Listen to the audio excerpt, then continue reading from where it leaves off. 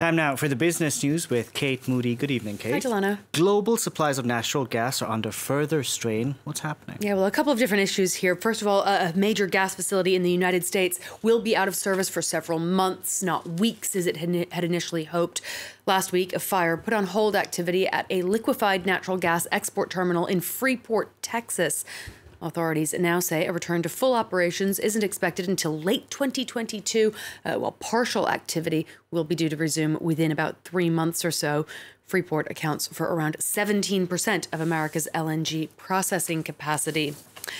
Meanwhile, Russian energy giant Gazprom says that daily deliveries of natural gas through the Nord Stream pipeline, which links Russia and Germany, will be reduced by 40% for the foreseeable future.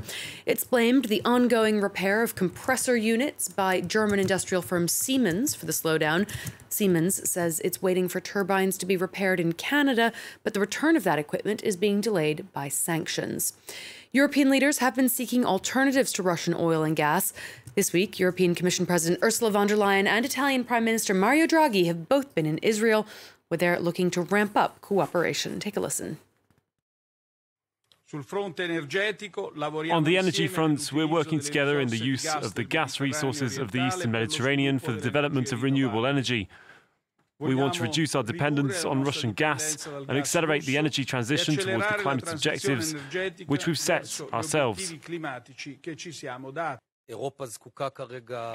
Europe currently needs energy as soon as possible, and in Israel we have natural gas in our economic waters, and this is good news for Israel, Italy, and Europe.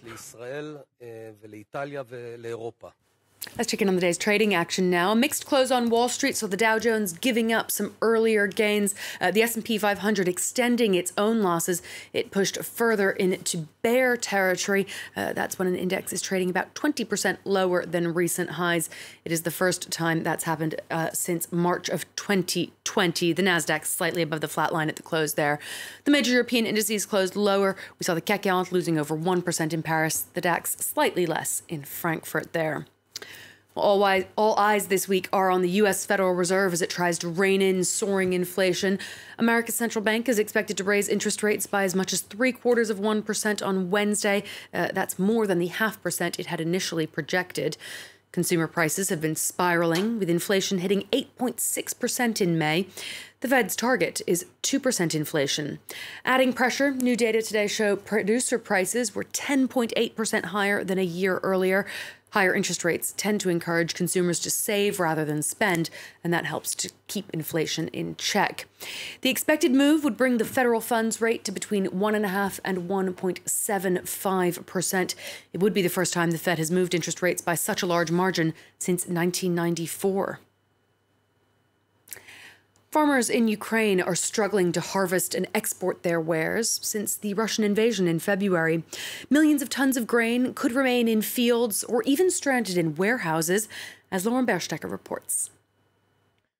Volodymyr Onichuk owns a 2,000-hectare wheat and sunflower farm, and his crops are almost ready to be harvested. But he says workers are too scared to drive tractors through fields that have become riddled with Russian ammunition and explosives. We collected these in the fields last month. Mine-clearing experts had to inspect the area because farmers wouldn't work. They said they wouldn't go to the fields until we'd collected all the mines, bombs, and other things. Since the start of the war, Ukrainian farmers have found it difficult to harvest their crops, and even more so to get them out of the country. One of the world's largest grain exporters, the country ships most of it through ports in the Black Sea, nearly all of which are now blockaded by Russia.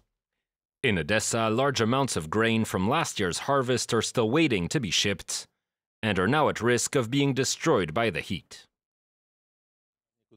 We still have about 20 million tons of grain from last year's harvest that we didn't manage to ship out. Ukraine recently warned grain exports were likely to drop by half this year due to Russia's invasion. The country has been exploring other options to ship out its harvests, including by rail to Romania, Poland, or Germany.